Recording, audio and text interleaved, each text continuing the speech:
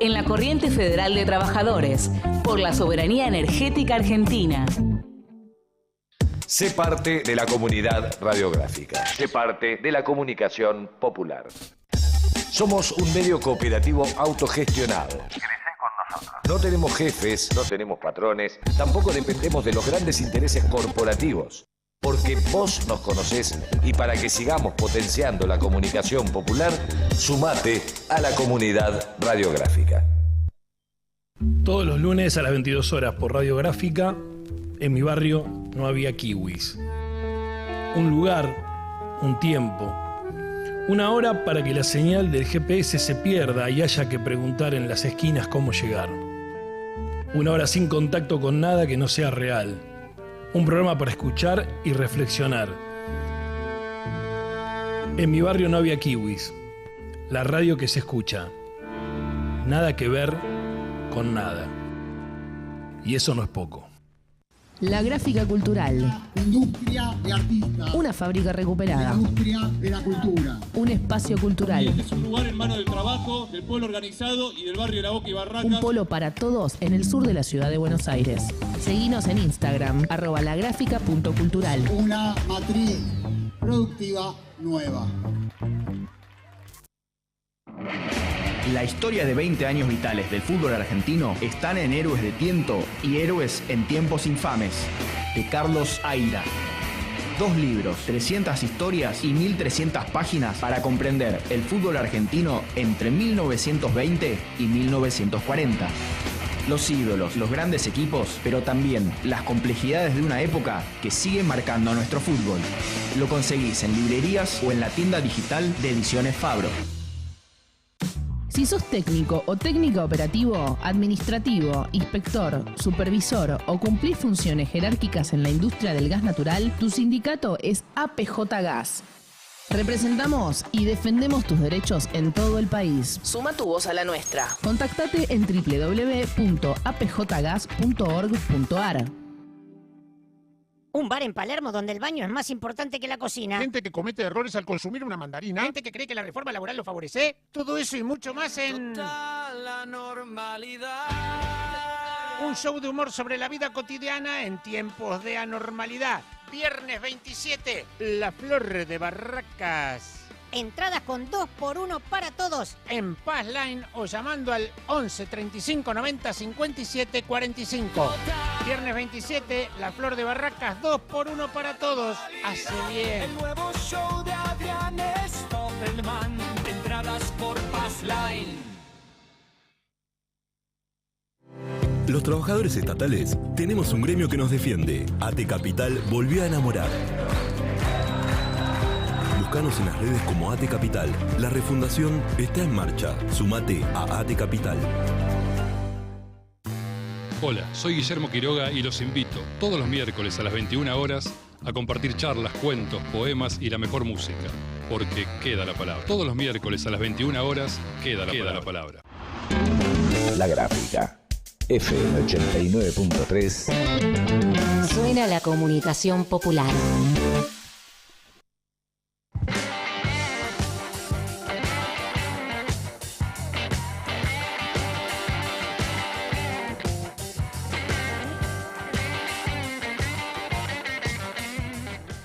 Muy bien, muy buenas tardes. Estamos en Laudatistas comenzando este lunes 23 de febrero, nuestro programa número 39. Hoy tenemos muchísima información, como muchísimo agite tiene la realidad de nuestro país. Y antes de pasarle la palabra a Gustavo para que inicie la editorial del día de hoy, les recordamos como siempre que este programa Laudatistas va por Radiográfica todos los lunes de 11 a 13 horas. Nos pueden escuchar en la FM 89.3 o por supuesto en el canal de YouTube de la radio, y que toda la información, novedades, denuncias, formación, etcétera, actividades de nuestra organización de Ushuaia a La Quiaca, así como formas de comunicación para sumarte a Militar, Futuro y Esperanza con nosotros, lo podés encontrar en www.somosalameda.org.ar. Bienvenidos todos, le paso la palabra a Gustavo. Bueno, muy Buenas tardes. Buenos días, perdón. Esta semana va a ser una semana muy intensa. Una semana que podríamos describir como una semana de descarte. Básicamente el gobierno tiene a tiro varios proyectos que apuntan al descarte ambiental, al descarte humano, al descarte de los niños. Está previsto tratar en el Congreso la definitiva sanción de la reforma laboral, luego de las modificaciones que hizo diputados en el Senado, con todo lo que ello implica en materia de reducción de indemnizaciones, en materia de extensión de periodo de prueba, en materia de inestabilidad laboral y precarización. Está previsto también la otra media sanción a la ley penal juvenil por parte del Senado, que pretende, digamos, encarcelar a los jóvenes preadolescentes prácticamente de 14 años, sin ninguna infraestructura que garantice que eso sea algo racional. Lo más probable es que terminen en cárcel común, entremezclados en una especie de escuela del delito. Y está previsto también que traten o empiecen a tratar la ley de afectación, concretamente de la jurisdicción de los glaciares, lo cual significaría dejar a cada distrito, a cada jurisdicción, a cada ministerio de minería de cada provincia, librado a su propia suerte, la suerte de los periglaciales y los glaciares, lo cual podría afectar seriamente a un recurso estratégico para la vida que es el agua.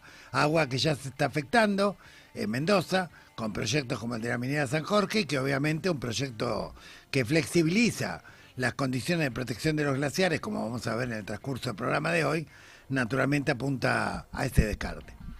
El gobierno tiene los votos, aparentemente, para las tres iniciativas.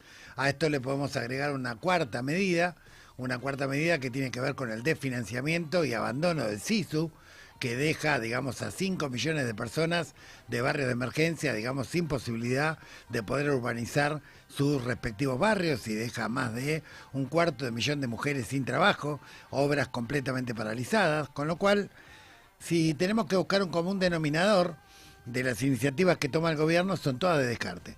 Descarte de los trabajadores, descarte de los preadolescentes, descarte del agua, descarte de los barrios vulnerables. Y frente a esto, digamos, una oposición completamente fragmentada, donde no aparece un referente claro, una dificultad para poder enhebrar movilizaciones masivas, que habitualmente terminan con episodios represivos, pero yo quiero ver el medio vaso lleno de lo que se está gestando. Y el medio vaso lleno, obviamente, hay que verlo desde el punto de vista que importa, que es el material. La semana pasada hubo un paro general de la CGT como no hacía por lo menos 10 años que ocurría. Hubo paros generales claramente en el gobierno de Milei, pero todos paros de acatamiento totalmente parcial, habida cuenta del funcionamiento del transporte. Esta vez no solamente se paralizó el transporte en todo el país, aclaro, en todo el país, hay que tener corresponsales y hablar con los compañeros de todas las provincias para ver qué pasó en Jujuy cuando intentaron mover los micros, qué pasó en Tucumán, qué pasó, digamos, en la empresa Dota, para darse cuenta de la contundencia del paro. Y hay que tomar conciencia de que los gremios marítimos y portuarios paralizaron la actividad 48 horas. Esto significa paralizaron completamente el comercio exterior, es decir, importaciones y exportaciones. Estamos hablando de una pérdida para la burguesía de por lo menos 600 a 700 millones de dólares internos, que tienen que ver, digamos, con la economía cotidiana, y estamos hablando de otros 600 a 700 millones externos, que tienen que ver con el flujo de importación y exportación. Alrededor de 1.400 millones de dólares, según el propio Adorni, 1.600 millones de dólares, y realmente el movimiento obrero pegó donde duele, que es en el bolsillo de la patronal. No sirvió para nada. El artículo de la licencia voló por los aires. Ese día no pudieron sancionar la ley que pretendían sacar entre gallos y medianoche. Y obviamente, si la CGT tuviera voluntad de continuar la lucha, continuar las medidas de fuerza, otros irían al cantar. Algunos gremios están anunciando un paro de 36 horas, como en el caso de la UON, como en el caso de la CTA, como en el caso del FRESU. Vamos a ver qué actitud adopta la CGT, aunque hasta ahora no se ha pronunciado al respecto. Esperamos que entienda que este es el camino. El camino es que si a los trabajadores le van a quitar la dignidad, a la burguesía hay que sacarle el capital o arruinarle el capital lo máximo posible. Y otra cuestión, hay quienes dicen que la CGT y sus paros son materos, domingueros. La verdad que si es un paro matero, hacerle perder 1.600 millones de dólares a la burguesía, bueno, es el paro matero más costoso del planeta. Y por otro lado, desafío a los que subestiman un organismo del pueblo, aunque tenga una dirección errática o vacilante o como la quieran llamar, desafío a que me indiquen un solo país en el planeta que tenga la capacidad de paralizar toda la economía y la importación y la exportación. Este es un dato del vaso medio lleno. El otro dato del vaso medio lleno son las 7 elecciones consecutivas de candidatos que impulsa Trump que perdieron todas las elecciones, y por paliza, incluso en distritos como Illinois o Texas, donde tenían una amplia mayoría. Malas noticias para Trump también en la Corte Suprema, donde además le frenaron los aranceles a Piacere por decreto.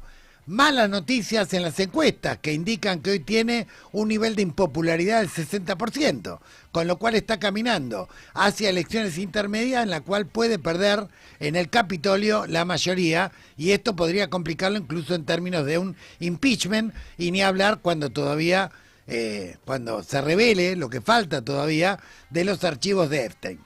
¿Por qué digo esto? Porque obviamente el gobierno nacional no tiene reservas, depende completamente del Tesoro norteamericano, depende de BlackRock, depende de JP Morgan, y bueno, si el gobierno de Trump empezara a vacilar o empezara a tambalear, esto sería una complicación gravísima para un esquema macroeconómico que tiene un dólar sobrevaluado, concretamente, y que se sostiene, digamos, en una macroeconomía artificial, tan artificial como las estadísticas del INDEC, que hace 2 semanas quedó al descubierto que estaban siendo dibujadas con parámetros de hace 20 o 30 años. Es decir, que no la tiene tan fácil el gobierno como parece, por eso quiere acelerar todo el descarte esta semana, ¿sí? A no desesperar, porque también en la época de la Alianza se votó una reforma laboral que después un gobierno popular la derogó, a concentrarse en los puntos donde vamos ganando territorio. Es la primera vez que un paro nacional afecta, y de verdad, a Gran Capital, bajo la era Milei, porque hasta ahora lo que teníamos era marchas que terminaban en represión, gases, etcétera, pero la verdad, lo que queríamos ver era el efecto contundente que se puede generar sobre el enemigo que nos está atacando, y este es el camino. Este es el camino que, por supuesto, hay que ver si la conducción de la CGT está dispuesta a profundizar o no. Por lo pronto, el FRESU está llamando a un paro de 36 horas con movilización, que por supuesto apoyamos, y estamos reclamando naturalmente al CGT que también se sume y se pliegue, digamos, a reproducir lo que la semana pasada ocurrió para mostrar la potencia y la fortaleza del movimiento obrero, ¿sí?, que lo daban por muerto, pero claramente la semana pasada demostró que tan muerto no está, a pesar del 43% de trabajadores informalizados, algo que tendríamos que haber resuelto bajo los 16 años de gobiernos populares que tuvimos del 2001 a la fecha. Esto es Laudatista, episodio 39. No todo está perdido, no todo está tan fragmentado, no todo es desmoralización, no todo es sinónimo de que 4 personas en la calle es más importante que hacerle perder 1.600 millones de dólares a la burguesía, así que hay que ver las cosas con un lente un poquitito más profundo y un recordatorio histórico que es importante. Miren, alguien muy importante que hizo una de las revoluciones más importantes del siglo pasado, se llamaba Vladimir Lenin, ¿sí?, subestimaba al pueblo cuando no tenía conducción y era cagado de hambre por el zar Alejandro III, ¿sí? Hubo algo que se llamó Revolución de 1905, ¿sí?, sin dirección, donde el pueblo creó sus propios organismos. Los soviets no nacieron con los bolcheviques, los soviets nacieron en 1905 frente a la desesperación del pueblo que reclamaba paz, pan y trabajo. Y concretamente el zar los reprimía una y otra vez. Esa rebelión, que obligó al régimen a avanzar hacia una monarquía parlamentaria y a ceder una serie de concesiones, fue lograda por el pueblo que en algún momento hace tronar el escarmiento, en algún momento crea sus propios organismos y que la cuestión no es tan lineal. O sea, si los organismos no están, el pueblo los va a crear. En el 2001 acá ha sido una prueba contundente al respecto. En aquel momento la CGT no tuvo un papel protagónico en aquellos días donde tuvimos 5 presidentes, pero sí los piquetes, las asambleas barriales y un montón de las fábricas recuperadas y un montón de organismos ad hoc que el propio pueblo fue creando al compás de su propia necesidad e interés de clase. Entonces, en esta perspectiva, me parece que todavía está abierto el partido y que formalmente puedan votar una ley no significa necesariamente que esto tenga una aplicación inmediata. De hecho, la primera ley que se votó en esta bendita patria, antes de ser patria, cuando éramos virreinato, fue la ley del monopolio comercial español y hasta el propio virrey no la cumplía porque contrabandeaba con Brasil. Con lo cual, acá las leyes formalmente garantizan poco, lo que garantiza son los hechos concretos y las relaciones de fuerza. Bueno, estamos en Laudatistas, episodio 39, comenzamos el programa.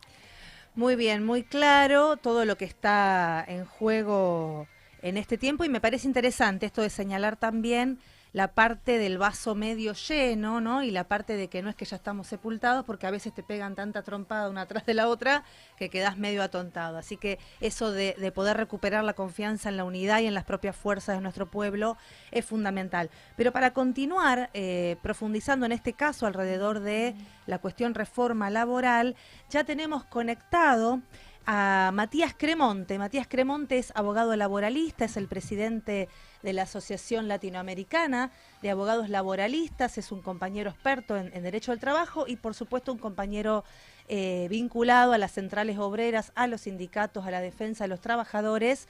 Bienvenido Matías, ya andas por ahí. Ximena Ratón y Gustavo Vera, te saludamos. Hola, buen día, ¿cómo andan? Un gusto. Muchas gracias Matías por atendernos. Oye, ¿cómo estás, Matías? La primera pregunta que te queríamos hacer es, ¿cuáles son los aspectos de esta reforma que son más pasibles de ser declarados inconstitucionales, digamos, porque significan un retroceso a derechos ya existentes? La ley es íntegramente inconstitucional del primero al último artículo, principalmente porque vulnera el principio de progresividad que está en los tratados internacionales que tienen rango constitucional, de los cuales Argentina es parte, y como Estado está comprometido a legislar solo de manera progresiva en materia de derecho social. No puede retroceder. Desde ese punto de vista ya hay una inconstitucionalidad muy evidente. En segundo lugar, el artículo 14 bis comienza diciendo que el trabajo en sus diversas formas gozará de la protección de las leyes. Claro. Es decir, no se puede legislar desprotegiendo a los trabajadores, solo protegiendo, y la ley íntegramente supone una precariedad, una desprotección absoluta. Y luego, cada uno de esos aspectos vulnera en uno u otro sentido alguna garantía constitucional. Pero esto no significa que podamos albergar alguna expectativa, por lo menos yo, de que algún juez o jueza rápidamente diga esta norma es inconstitucional y por lo tanto inaplicable, y quede fuera rápidamente del mundo de las normas vigentes en nuestro país. Esto fue relativamente fácil con el DNU 70 del 23, con la parte de la reforma laboral, porque formalmente era inconstitucional, ¿no? No puede el presidente reformar la legislación laboral por un DNU. Pero ahora es una ley, al igual que lo fue la ley Bases, que incluyó una parte también de reforma laboral, y no ha habido una sentencia. Claro, hay capítulos que sí pueden ser declarados. Yo creo que las centrales sindicales, los sindicatos rápidamente van a ir a decirle a la justicia laboral que no se puede restringir el derecho de huelga como se está restringiendo, que no se puede afectar el derecho de hacer asamblea y reunión, y ahí puede hacer que la justicia declare la inconstitucionalidad más o menos rápidamente y esos capítulos sean inaplicables, sobre todo por quien los pide. Si los piden las centrales sindicales, el efecto es para ellos y es para todos los sindicatos, ¿no? Pero en los otros aspectos dependerá de cuestionamientos caso por caso y el efecto también es caso por caso. Eso hace que sea bastante difícil tener alguna expectativa con una, si se quiere, derogación judicial de la ley entera, ¿no? Ujú. Y porque le estamos viendo que sobre todo algunos sindicatos y centralmente, bueno, creo que las tres centrales, vos tenés diálogo con las tres, no sé si vos estás viendo que en todas las centrales obreras hay una conciencia profunda de que esto no es una reforma más, sino un cambio de modelo hacia adelante, y cuánto hay puesto en la expectativa judicial, ¿no? Bueno, yo escuché a la CGT, digamos, el triunvirato, cuando hizo la conferencia de prensa luego del paro general la semana pasada, que dijo que la batalla continuaba en el Poder Judicial, o sea que evidentemente ahí hay una expectativa, y ojalá, ¿no? Yo doy una mirada como abogado, pero pueden tener ellos otra, e incluso, ojalá, insisto, se consigue una sentencia que rápidamente diga que la norma es inconstitucional y no se va a aplicar.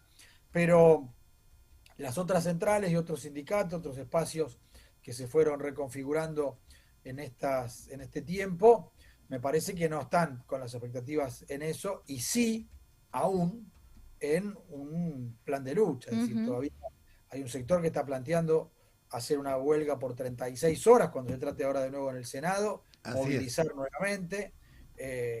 Creo que ahí hay un grado de conciencia mayor respecto a lo que va a resultar esto.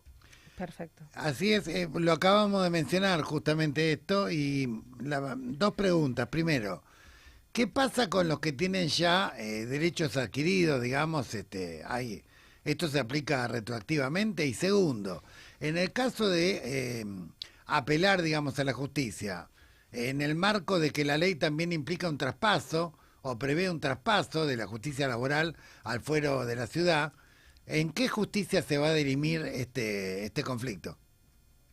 Empecemos por la segunda. Como ese traspaso tiene un plazo de 180 días, si mal no recuerdo, sí, en principio va a ser la Justicia Nacional del Trabajo. Segundo, aun si el traspaso se da, hay algo que no queda claro, porque hay competencias federales de la Justicia Nacional del Trabajo, por ejemplo esa, si los sindicatos hacen un planteo en el contexto de la legitimidad que le da la ley de asociaciones sindicales, no pudiera ser la justicia de la ciudad de Buenos Aires. Bueno, en principio la ley dice que entonces sería la justicia contencioso-administrativa federal, pero eso es absurdo, porque la materia que están llamados a resolver, a juzgar, a tramitar en ese fuero, no tiene nada que ver con la justicia, con el tema laboral, así que veremos qué ocurre con eso. Pero es muy importante la primera pregunta también, porque hay una idea de que, bueno, esto por ahí solo va a afectar a aquellas nuevas relaciones laborales que nazcan después de la entrada en vigencia de esta ley, y eso no es cierto. De hecho, en el discurso en el debate en el Senado, Mariano Recalde, como senador, hizo una propuesta de que se aclare en la ley que esto va a regir solo para las nuevas relaciones laborales, y eso fue rechazado. Entonces va a regir para todos. Primero porque hay un criterio generalizado, sobre todo judicial, respecto a que la legislación que se aplica ante cada circunstancia que deba resolverse por la aplicación de una u otra ley, es la vigente al momento de esa controversia o esa circunstancia. Por ejemplo, si te despiden dentro de 3 meses, por más que hayas entrado hace 2 años a trabajar, van a aplicarte la ley vigente al momento del despido. Como pasa ahora con el fraude laboral, ¿verdad? Como pasa con el fraude laboral o con un accidente de trabajo, que rige la ley reformada en el 2017, 18, y si entraste antes, no importa, porque si bien yo creo que debe regir la ley que la mejor, primero, la más favorable, pero sobre todo si entraste antes, porque se incorporó a tu contrato de trabajo, ese no es el criterio mayoritario. Se van a perder esto que llamamos derechos adquiridos. Matías, por un lado hay un caballito de batalla permanente, ¿no?, de este gobierno y de todos los que intentan destruir las conquistas obreras, que es la famosa entelequia esta llamada industria del juicio, que bueno, un poco poder entender si es tan así o no, y por otro lado, si esto trae más flexibilidad y menos regulación, ¿no va a haber más juicios? Sí, va a haber más litigiosidad sin dudas, sobre todo frente a los despidos, ¿no? Por ejemplo, por lo que acabábamos de comentar respecto de qué ley se aplica. A cualquier trabajador que despidan y lo indemnicen de acuerdo a la ley nueva, va a ir a reclamar la diferencia exigiendo la anterior por un derecho adquirido y otras cosas, otros derechos que se vayan perdiendo. También es cierto que es muy difícil que mientras una relación laboral está vigente, alguien inicia a su patrón un juicio laboral, ¿no? Porque eso, por supuesto, el temor al desempleo y a la reacción siempre opera como disciplinador social. Pero bueno, por lo menos frente a los despidos, indudablemente va a haber un aumento de la litigiosidad. Y también, vinculado a lo que decís de la industria del juicio, tenemos que, primero, reafirmar que no existe tal industria del juicio, lo cual se responde por sí mismo en cuanto a un análisis, primero cuantitativo, ¿no? Frente a la población económicamente activa o la cantidad de trabajadores activos, e incluso frente a la cantidad de trabajadores no registrados, que todos los días pueden iniciar un juicio laboral porque hay algún aspecto de la legislación que no se cumple, no llega al 2%, claro, ¿no? La litigiosidad. Y además es mucho más alta la litigiosidad en otros fueros, claro, sin ir más lejos el fuero comercial. Claro. Ahora nadie dice que los bancos o la tarjeta de créditos o las financieras están haciendo una industria del juicio comercial, que además los ganan siempre, porque efectivamente la gente está endeudada tal cual, hasta el cuello, y por la crisis en general no está pudiendo pagar esas deudas. Matías, en el caso de que el conflicto judicial se extienda a través de apelaciones, si llegara a la Corte Suprema de Justicia y atendiendo antecedentes, jurisprudencia, ¿qué posición te parece que adoptaría la Corte? Y la verdad que esta Corte todavía no emitió sentencia respecto a la inconstitucionalidad del DNU 70, hace 2 años y pico que lo tiene ahí en algún cajón, lo cual además contrasta con otras decisiones que fue tomando muy rápidamente y que da cuenta de que es un tribunal que, más allá de la capacidad jurídica que puedan tener o los méritos y antecedentes que puedan tener sus 3 integrantes, lo cierto es que está actuando como un poder político y en general en favor o del gobierno o de ellos mismos, ¿no? Tratando de erigirse como un contrapoder, pero más bien por cuestiones, si se quiere, de defensa corporativa, pero no de defensa de los derechos. Yo no albergo ninguna expectativa en que haya un control de constitucionalidad, un control de convencionalidad, un análisis serio respecto a el principio de progresividad o todo lo que estamos acá analizando jurídicamente, porque prácticamente ya no se puede considerar que se trate de un tribunal judicial, ¿no? O por lo menos que sus decisiones estén basadas en el derecho vigente o en ese contralor que debiera ser, sino en otras cosas. Bueno, clarísimo. Por lo tanto, terminamos este reportaje con el punto de partida. La única alternativa que tienen los trabajadores es confiar en sus propias fuerzas y profundizar el camino de la lucha. Y bueno. Por supuesto, y además, teniendo en cuenta que más allá de que esta ley muy probablemente sea sancionada dentro de pocos días, la resistencia recién comienza, porque no es que ahí se pierde la batalla y entonces ya hay que descansar, al contrario, hay que recobrar fuerzas. Muy bien, muy bien. Muchas gracias, Matías, por este contacto. Seguimos comunicados. Gracias a ustedes. Chao. Hasta luego. Muy bien, hemos conversado con Matías Cremonte, presidente de la Asociación Latinoamericana de Abogados Laboralistas. Vamos a la pausa y continuamos con Laudatistas. Radiográfica. 20 años. 20 años con las patas en la fuente. 20 años sonando a Radiográfica. ¿Buscas notas de opinión? Informate desde el pueblo y desde el sur. Entra a www.radiografica.org.ar. Federación de Trabajadores del Complejo Industrial Oleaginoso, desmotadores de algodón y afines de la República Argentina. Por democracia obrera, por condiciones laborales que garanticen seguridad y salud, por un salario mínimo vital y móvil según su definición constitucional y legal para la vida digna del trabajador.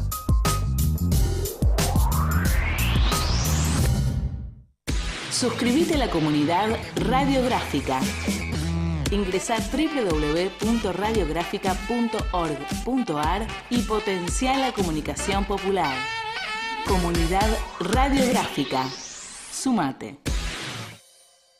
Todos los lunes a las 22 horas por Radiográfica, en mi barrio no había kiwis. Un lugar, un tiempo, una hora para que la señal del GPS se pierda y haya que preguntar en las esquinas cómo llegar. Una hora sin contacto con nada que no sea real. Un programa para escuchar y reflexionar. En mi barrio no había kiwis. La radio que se escucha. Nada que ver con nada. Y eso no es poco. La Gráfica. Sonido soberano. Una radio nacional y popular.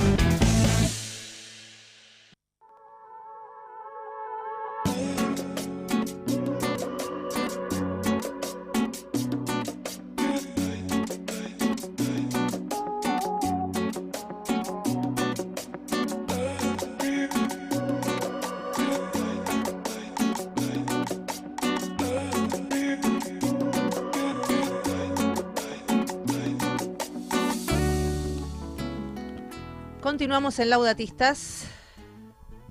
Bueno, otro de los conflictos, además de los parlamentarios que tenemos respecto a la ley penal juvenil, respecto al tema glaciares y respecto a la reforma laboral, y que es de altísima tensión política, tiene que ver con el desfinanciamiento del SISU, concretamente, que es la Subsecretaría de Integración Sociourbana, que nació de un consenso histórico sin precedentes. Sí.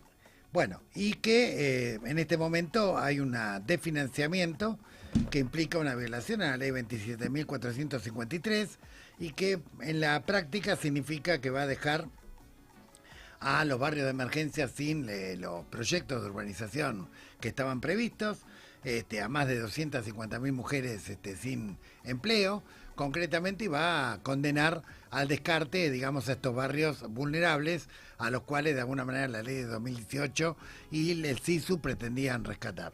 Ya tenemos Sí, estamos comunicados con el secretario general de la Unión de Empleados Judiciales de la Nación, Julio Piumato. Hola Julio, ¿cómo estás? Buen día. ¿Qué tal? ¿Cómo están ustedes? Buenos días. Bueno, recién analizábamos con un abogado laboralista, Matías Cremonte, los efectos de la nefasta reforma antiobrera laboral, pero dentro de esos efectos también está el traspaso de la justicia laboral al ámbito de la ciudad, y entiendo que el gremio de judiciales ha iniciado medidas de lucha. ¿Podés explicarle a los oyentes qué significa este traspaso, qué consecuencias tiene para el trabajador judicial y para los trabajadores en general? Sí, es peor que el traspaso, es la eliminación de un fuero. Primera vez que pasa en la historia argentina que pretenden eliminar injusto la Justicia Nacional del Trabajo, creada por Perón hace 81 años, y que el sentido que tenía era, digamos, equiparar la desigual relación que hay entre el capital y el trabajo, ¿no? En materia de los conflictos de empleo, ¿no? Digamos, lo que traspasa es toda la competencia a la ciudad, pero el fuero lo eliminan directamente. Es una locura total. Y bueno, y como todo lo que establece la ley, digamos, ¿no? Es una vuelta a la esclavitud, y eliminar el fuero precisamente porque, como marca nuestra Constitución Nacional, los jueces tienen la responsabilidad de controlar la constitucionalidad de las leyes, ¿no? Y bueno, la justicia del trabajo, a partir del reclamo de la CGT en el año 2024, por el decreto 7023, ¿no? Bueno, fue una aplanadora, pero la CGT accionó por la inconstitucionalidad del capítulo 4, que es más o menos lo que establece esta ley, y algunas cosas más que hace esta ley. Entonces, para esta nueva reforma laboral le agregaron esta liquidación para garantizar que no hayan jueces que puedan declarar la inconstitucionalidad, ¿no? Este es el objetivo, no solo de esta ley, sino digamos, de todos los derechos consagrados por la historia, por las leyes, por los tratados internacionales, y que esta ley viene a derrumbar, ¿no? En todos los casos es claramente anticonstitucional. Por eso ese convenio que lo hicieron entre ayer y medianoche y lo agregaron a la ley a último momento, Sí. Persigue eso, ¿no? Digamos, dejar a los trabajadores, los dejan sin trabajo, sin derechos, sin un montón de cosas, y además sin la posibilidad de escribir. Lo dijo bien el jefe de gobierno de la ciudad y el ministro de Economía, ¿no? Que era una ley para favorecer a los empresarios, ¿no? Directamente, y por lo tanto hay que evitar que los trabajadores puedan usar la última instancia, que la defensa de sus derechos ante la justicia, ¿no? ¿Qué seriedad, Julio? Buen día. ¿Qué seriedad puede tener un fuero nuevo que pretenden en un máximo de 6 meses nombrar supuestamente siguiendo todos los parámetros fiscales, jueces, camaristas y pasar toda la justicia? ¿Qué seriedad puede tener eso? No, ninguna. Y además vos tenés que ver que la justicia de la Ciudad de Buenos Aires, primero que esto está en violación también de la ley Cafiero, ¿no? La ley Cafiero que establece que mientras la Ciudad de Buenos Aires sea la capital de todos los argentinos, la competencia ordinaria de los ciudadanos de la Ciudad de Buenos Aires va a estar en manos de la Justicia Nacional, ¿no? Claro. Y la realidad es que el 90% de las empresas tienen domicilio en la Ciudad de Buenos Aires. Por lo tanto, la mayoría de los juicios laborales se debaten en la justicia nacional. Claro. En la ciudad van a armar una justicia claramente patronal, con la característica que primero el Superior Tribunal de la Ciudad tiene efectos casatorios. Son normas, son obligatorias para todos los jueces. Y además tienen un sistema que quien gobierna la ciudad domina la justicia, porque tienen el Consejo de la Magistratura, por simple mayoría, designa y eca magistrados. Y quien gobierna la ciudad, por el sistema que tienen ellos, tiene la simple mayoría permanentemente en el Consejo de la Magistratura. Así que ellos, un juez que falla a favor de los trabajadores, lo sacan rajando en muy poco tiempo. Así que va a ser una justicia absolutamente patronal, y cuando dice la senadora Patricia Bullrich que es para eliminar la industria del juicio, algo que es inexistente, que siempre usaron cada vez que han querido limitar el derecho de los trabajadores, bueno, está clarito que la industria del juicio es que ningún trabajador puede ejercer su derecho por vía judicial, ¿no? Bien, Julio, ¿qué medidas está tomando ahora el gremio judicial en relación a este traspaso? Y la segunda pregunta, ¿qué pensás que va a hacer la CGT luego de el contundente paro nacional de la semana pasada? Bueno, en el tema nuestro, hoy hubo una declarada de emergencia al fuero, hoy hubo concentración en los edificios, hicimos un cese de actividades, se tomó el edificio de Diagonal 760, donde hay muchos juzgados laborales, por decisión de los propios compañeros. La comisión directiva avaló ese gesto.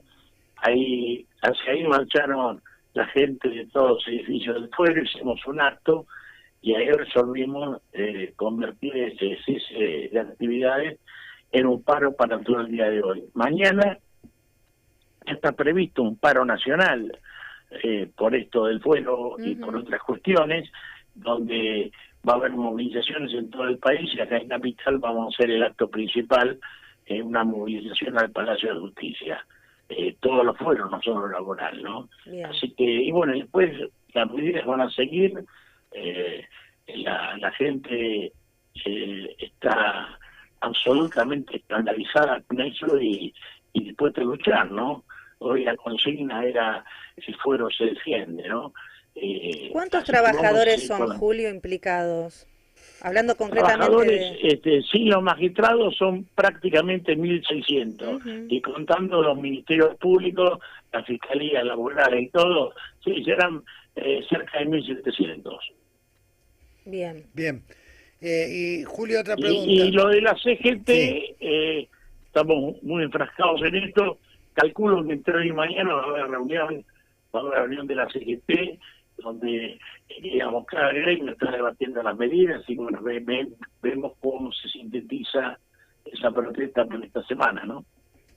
Sí, una de las cuestiones que resaltábamos al inicio de este programa es que después de muchos años el paro de la CGT, no solamente con la adhesión de la UTA, sino además con el contundente paro de 48 horas de gremios marítimos y portuarios, surtió un efecto contundente, que muchos lo quieren enmascarar. Pero además te digo, la contundencia está porque los pocos micros que funcionaban iban vacíos, ¿no? Sí, absolutamente, absolutamente. Y además, bueno, no solamente hay que medir el impacto que tiene en la actividad interna, sino también en exportaciones e importaciones. Los puertos estuvieron y absolutamente paralizados. Totalmente paralizados. Bueno. Todos los trabajadores de los puertos están...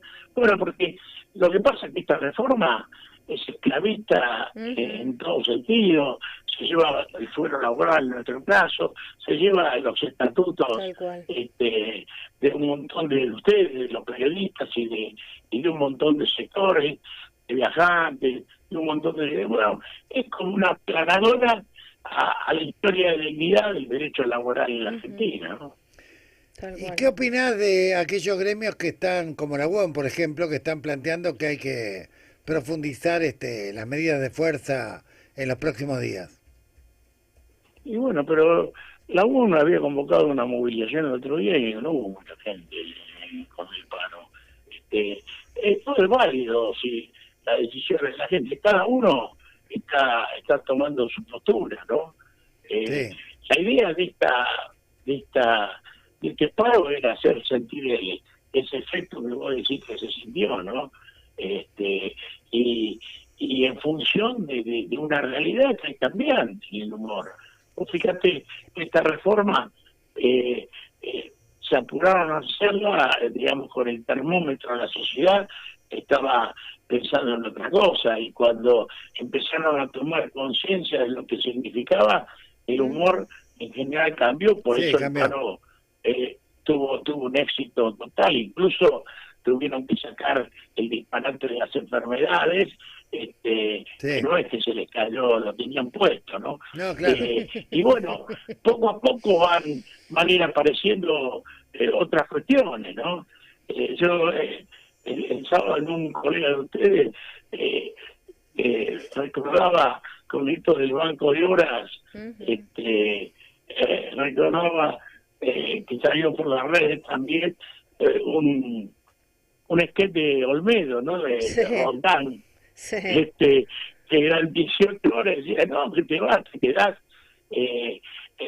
y escuchaba los ridículos de la Rapid hablando de soberanía horaria. El trabajador ahora va a tener soberanía horaria, pero son mentiras totales, creo. Entonces, los efectos de esto se van a ir sintiendo. Esperemos poder parar la aplicación de la ley, que la justicia se ponga al todo esto, porque de pe a pa es totalmente viola nuestra Constitución Nacional, ¿no? Se ve que muchos de los que gobiernan y a muchos de los medios hegemónicos le importa poco la Constitución Nacional, por eso ni lo dicen, pero viola 14 bis y viola los convenios internacionales, tanto los de la OIT como la Convención Interamericana de Derechos Humanos, que plantea el principio de progresividad. Así, esto arrasa con derechos sin ningún sentido. Hablan de modernización, pero no hay nada que modernice, al contrario, volvemos a la época casi de la esclavitud en muchas actividades, ¿no? Es el modelo de país que buscan. Lo poco que había, claro, y lo poco que había, que era, como bien dijeron muchos que hablaron, de moderno, que era la ley de teletrabajo, la ley que planteaba el trabajo remoto, y lo eliminaron directamente, ¿no? Claro. Y hablando de precarización laboral y directamente al trabajo de plataforma, consideran que los trabajadores no son trabajadores, los que trabajan en plataforma. Justamente en un año donde el OIT va a tratar, y es probable que haya un convenio internacional que le dé protección a los trabajadores de plataforma, ¿no? Así que vamos a contramano de la historia del mundo, ¿no? En un país donde la dignidad laboral fue un principio recurrente de la irrupción del peronismo en Argentina. Así es. Julio, vos que tenés bastante experiencia, obviamente, en la sensación térmica judicial, ¿qué expectativas hay respecto a qué puede ocurrir con el amparo colectivo que la CGT está preparando para pedir la inconstitucionalidad de la ley? Mira, la justicia tiene una responsabilidad brutal por la Constitución, que es defender los derechos de todos los argentinos, ¿no? Y tiene control difuso de constitucionalidad, es decir, cualquier juez, si ve, aun cuando no se la pide las partes, debe decretar la inconstitucionalidad. Esto es una doctrina de hace 15 años más o menos, de la Corte, no una doctrina mucho más vieja. Así que si la justicia tiene la responsabilidad de defender la constitucionalidad, está claro que esta ley es inconstitucional. Así que yo espero que aquellos en que le caigan los juicios estén a la altura de las circunstancias, si no va a ser motivo de escarnio aquellas personas que sean cómplices de esta vuelta atrás en cuanto a la defensa de la dignidad y de los derechos de los trabajadores en la Argentina. Muy claro, Julio. Bueno, gracias por esta comunicación y seguimos en la lucha. Y desde ya todo el apoyo a los trabajadores judiciales. Gracias, compañeros. Abrazo enorme y fuerza para todos. Muy bien, hemos conversado con Julio Piumato, secretario general de la Unión de Empleados Judiciales de la Nación, y este conflicto que también abarca a la justicia del trabajo, ¿no? Porque como bien estuvimos viendo con nuestros dos entrevistados, el gobierno pretende esclavizarte, que ni siquiera puedas irte a comer un asado porque si te atragantás con un pollo no te van a pagar nada. Y después, si te tuvieron en negro, si te rajan sin causa o si te rajan por discriminación o lo que fuere, encima no tengas a dónde ir a quejarte ni a hacer juicio, ¿no? Sí, también dentro de los elementos para agregar al medio vaso lleno está que señalamos en alguna editorial hace algunas semanas de la fábula de la rana y el escorpión. El escorpión, fiel a su naturaleza, cometió una cagada, porque hasta ahora la ley la tenían en secreto, la iban a sancionar sin ningún tipo de inconveniente, hasta que Sturzenegger se le ocurrió hablar, fanfarronear, con que si una persona, por ejemplo, se fracturaba jugando a la pelota, no tenía por qué pagarle la empresa, y esto desató un debate gigantesco, con el cual voló el artículo de las licencias, ¿sí? Voló a consecuencia de el conocimiento que tuvo el pueblo, por un lado, y por otro lado, digamos, la medida de fuerza que tomó la CGT, y algo, naturalmente, alguna concesión parcial, inevitablemente tenían que hacer. Pero esto fue un tropiezo, y no va a ser el único de este gobierno que no puede con su propia naturaleza, y a pesar de que a veces tiene mayorías o posibilidades de obtener victorias, se pega un tiro en los pies. Totalmente. Además, nadie se va a entregar sin pelear, y si bien los ataques son fuertes, hoy vemos, por ejemplo, la resistencia y el acompañamiento popular a los trabajadores de FATE también, ¿no? En el medio de esta discusión, digamos, donde supuestamente los empresarios deberían estar muy contentos esperando esta reforma laboral para que emplear sea más fácil. Bueno, aún no pudiendo esperar, en una incontinencia terrible, una fábrica de casi 1.000 trabajadores cierra o pretende cerrar y dejar a todas esas familias y a todo el entramado sin laburo. Y esto, ¿no? ¿Qué modelo de país está armando de verdad este gobierno, ¿no? Porque toda vez que generás una norma que te permite despedir gente, despedirla gratis, es más, porque la van a pagar los jubilados, los despidos, y que encima no te puedas ni quejar, claramente es un gobierno que no está imaginando industrializar, generar crecimiento y generar empleo, sino que está obviamente viendo que todo su modelo nos va a llevar a la precariedad más absoluta, ¿no? Ellos ponen de modelo a Perú, ¿no? Ahora tenemos, ¿a cuánto duró el anterior presidente en Perú? ¿3 meses? 3 meses y aparte tiene 80% precarización laboral. Por Pero eso. bueno, a ver, lo de FATE, hay muchas fábricas que han cerrado, incluso algunas de igual o mayor magnitud. Lo que pasa es que lo del FATE impacta psicológicamente en términos de masa, porque es una empresa que tiene 80 años de existencia, donde además fue auspiciante de equipos como Boca, River, por lo tanto, todo el pueblo conoce. Entonces, lo que el pueblo se pregunta en estos días, si cierra esta FATE, ¿qué queda para mí? ¿Qué queda para la empresa donde estoy trabajando? Pero bueno, esta semana no solamente se va a apuntar a destruir derechos de los trabajadores, sino también a tratar de encarcelar niños de 14 años y como si esto no alcanzara, además también se pretende desproteger a los glaciares y por eso estamos en comunicación con el legislador mandato cumplido, Pablo Barquel, ambientalista reconocido y compañero de lucha de Pino Solanas. Pablo, ¿cómo estás? Acá estamos en Laudatistas. ¿Qué tal, Gustavo? Qué gusto hablar con vos y con Jimena y toda la gente allí. Bienvenido, Pablo. Bueno, Pablo, a ver, para explicarle sencillamente a los oyentes, ¿qué significa esta ley que quieren votar respecto a, digamos, flexibilizar la protección de glaciares? ¿Qué podríamos decirles? Bueno, si me permitís, primero voy a hacer una brevísima explicación de la importancia de los glaciares y las áreas periglaciares, que es algo que es clarísimo para la gente que vive en el oeste de nuestro territorio, en la cordillera y en las zonas áridas del oeste de nuestro territorio de norte a sur, pero no es claro para quienes vivimos en zonas pampeanas, mesopotámicas, de abundantes lluvias y sobre todo regadas por el sistema del río Paraná y la lluvia, digamos, ¿no? No es claro para quienes vivimos en Buenos Aires, en Rosario, en Entre Ríos, etcétera. Así que un minuto para explicar.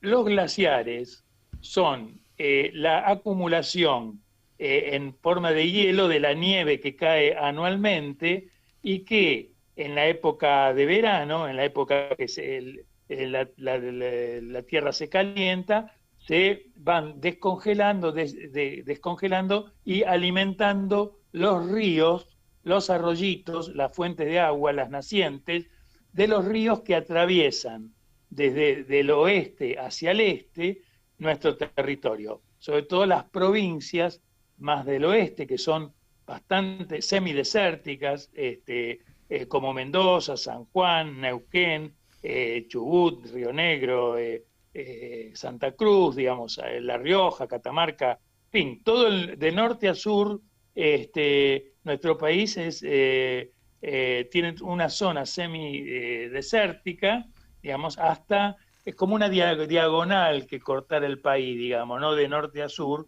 donde a la derecha de esa diagonal estamos nosotros en este momento en Buenos Aires, en Rosario, en la zona húmeda, la pampa húmeda y las zonas selváticas húmedas, etc. Y a la izquierda están las zonas semidesérticas o desérticas, como, digamos, desde el oeste de La Pampa, San Luis, Mendoza, etcétera, etcétera, que ya señalé, donde lo que hay son oasis de agua, oasis fértiles, sí, provocados justamente generados precisamente por el deshielo de los glaciares en verano, ¿no? Los glaciares retienen el agua, el agua en forma de nieve y de hielo en el invierno, y la van largando en verano a medida que se van descongelando, digamos, ¿no? Eso permite entonces que se formen esos ríos, que se formen esos oasis fértiles, como en Mendoza y toda la vitivinicultura, la olivicultura, etcétera, etcétera, y bueno, y todos los oasis en San Juan, digamos, todos los oasis fértiles, que de lo contrario desaparecerían, digamos. Si no existiera esa fuente de agua, esa naciente de agua, o no existieran en forma suficiente, desaparecerían, ¿sí? Eso para quienes estamos aquí, digamos, y siempre pensamos que el agua sale de la canilla, ¿no es cierto? No, el agua no sale de la canilla. Antes de la canilla recorrió muchos episodios y fenómenos ambientales para llegar hasta nuestras manos y nuestros alimentos. Bueno, y así en que concreto, sí. La importancia de los glaciares es esa. También incluso para nosotros que estamos aquí, porque finalmente muchos de esos ríos desaguan en la cuenca del Paraná y alimentan el río Paraná y alimentan las cuencas de las que nosotros nos alimentamos, pero que no nos enteramos, no estamos demasiado enterados. Así que me parece bueno recapitular esto para todos los que no viven o no conocen la vida en el oeste de nuestro territorio, ¿no?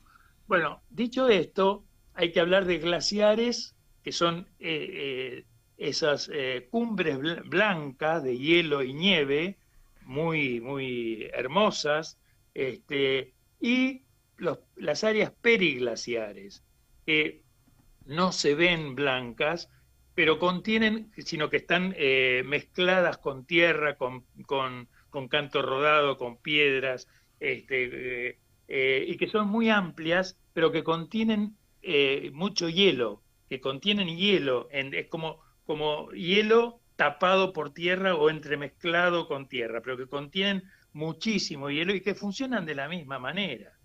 Es decir, no solamente los glaciares bonitos, digamos, como decía un amigo. Sí, perdón. ¿Me quieres decir algo? Sí, no solamente los vistosos, sino aquellos que no se ve, los periglaciares, también contienen agua que es indispensable para la vida. Exactamente, ¿no? No solo los saltos rubios y de ojos celestes, como decía un amigo de los glaciares hermosos, sino también los glaciares marrones, digamos, ¿no? Sí. Que son esos son los que defiende la actual ley de glaciares, aprobada finalmente en el 2010, es de autoría de la profesora Marta Maffei cuando fue diputada. Sí.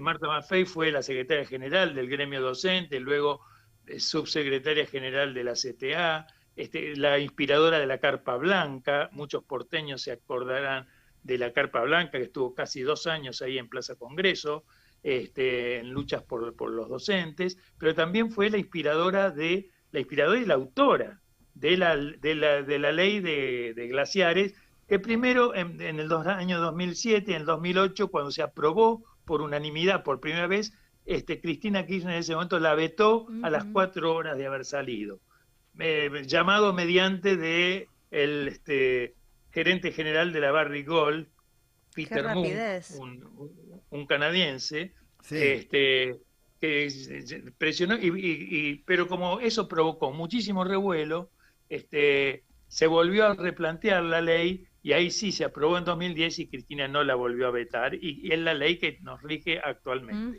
que protege los glaciares, los periglaciares y que ordenó la realización de un inventario nacional de glaciares. Es decir, ¿qué es un inventario nacional? Es decir, registrar todos los espacios congelados mayores a 1 hectárea. Todos los espacios de 1 hectárea o más del país, de norte a sur, están se ordenó que se registraran y esta misión se le otorgó, se le encargó a un instituto que depende del CONICET, que se llama IANIGLA, con sede en Mendoza. Sí. Y es un trabajo, imagínense ustedes, tremendamente arduo, que se realiza a grandes altitudes. Sí, implica muchísima gente recorriendo muchísimo territorio a muchísima altitud.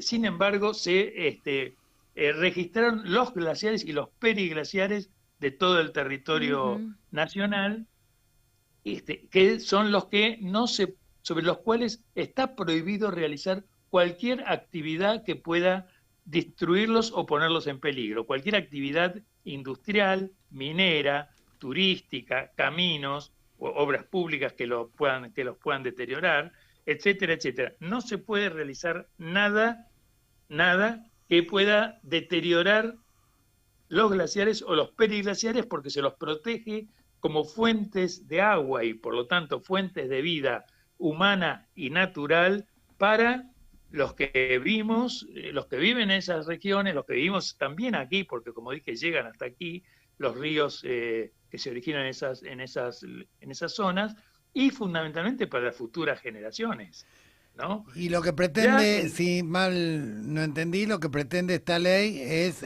flexibilizar esa protección, dejando a cada gobierno provincial liberado su propia determinación o negocio, afectar, digamos, las zonas periglaciales.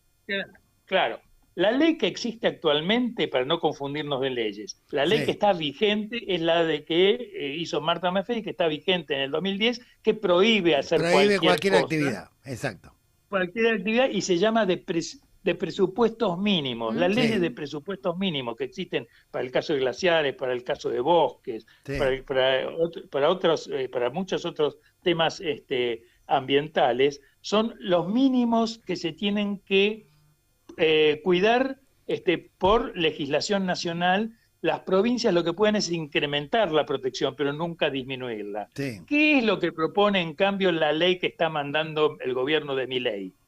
Para no confundir, Milei está mandando una ley para modificar la ley vigente. ¿En qué la quiere modificar? Justamente en otorgarle a los gobiernos de cada provincia la facultad de decidir cuál glaciar se puede tocar, cuál no se podría tocar, cuando la ley vigente impide tocar cualquier glaciar o periglaciar. ¿Está claro? Entonces, se deja al arbitrio de los gobiernos provinciales, que son muy débiles, que están o asociados o presionados por los grandes asfixiados.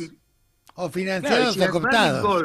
La Barrick Gold consiguió la primera vez en 4 horas que Cristina vetara la ley que había salido del Congreso, que había salido del Congreso votada por unanimidad, la vetó en 4 horas. Imagínense sobre un gobierno la presión de esas corporaciones transnacionales, como la Barrick Gold y varias otras, no son tantas, Glencore y unas cuantas, casi todas de origen canadiense, australiano, norteamericano, suizo también, la capacidad de presión, de corrupción que tienen sobre gobiernos provinciales y sobre estratos, digamos, de intereses, de burguesías provinciales que se beneficiarían con brindar servicios por ejemplo, a mineras que se instalen a mineras, brindándole catering, brindándoles transporte, ese tipo de servicios, digamos.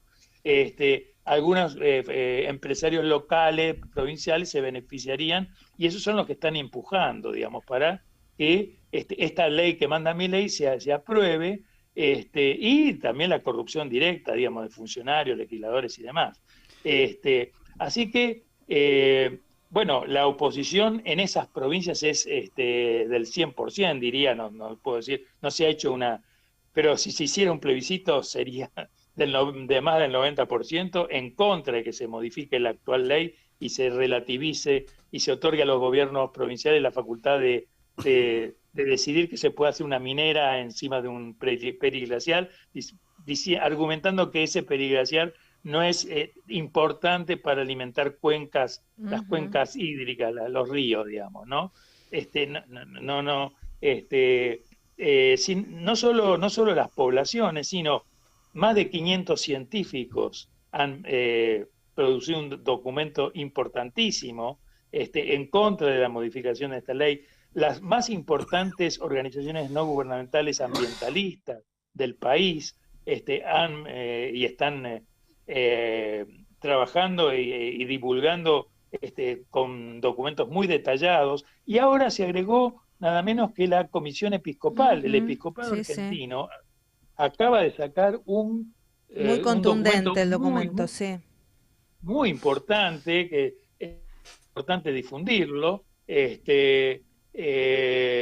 Bueno, los argumentos son más o menos los mismos, digamos, pero además invocando los principios laudatistas, los principios de de la Laudato Si del Papa Francisco, digamos, ¿no? O sea, con toda la autoridad, no solo recogiendo toda la autoridad científica, pero además con toda la autoridad moral y espiritual que agrega, digamos, un llamado de la Iglesia, en este caso de la Iglesia argentina, ¿no? Correcto. Apoyándose en el famosísimo y trascendental encíclica Laudato Si del querido Papa Francisco, ¿no?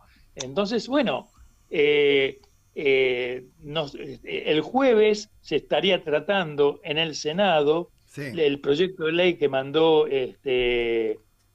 Milei. Hay varios gobernadores de zonas de provincias cordilleranas que están arreglados, digamos, en tratar de cambiar, en apoyar la ley de Milei y modificar la ley para quedarse con la decisión de dónde, digamos, con la lapicera, digamos, de dónde se puede hacer minería o industria o de cualquier tipo, o explotaciones turísticas de cualquier tipo sobre glaciares o periglaciares, diciendo que no tienen importancia, quedarse con ese poder, con esa lapicera.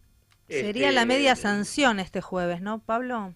O el intento de media sanción. Sí, este jueves sería la media sanción en Senado, luego se tiene que ratificar en diputados. Y lamentablemente, como digo, los senadores que dependen de gobernadores de algunas provincias están, digamos, que están en el negocio, digamos, ¿no? Están en el negocio de la minería y están en el negocio fundamentalmente de la minería, pero también puede ser de otros negocios que se puedan hacer al altitud sobre los glaciares y los periglaciares, ¿no? Uh-huh. Esto es muy importante, implicaría un daño muy importante para las poblaciones, como dije antes, por ejemplo, el oasis mendocino, la vitivinicultura. Chau vinos de Mendoza. Chau en un doble sentido. Uh-huh. Digamos, no quiere decir que se acabe la vid, pero, digamos, la vitivinicultura de excelencia y exportación se va a terminar porque los mercados europeos sofisticados que requieren no van a comprar vinos de una zona donde las aguas están con cianuro o con peligro de otros químicos o simplemente se van secando, digamos, ¿no? No lo van a comprar y digamos, se termina, digamos, la Argentina vitivinícola, digamos, ¿no?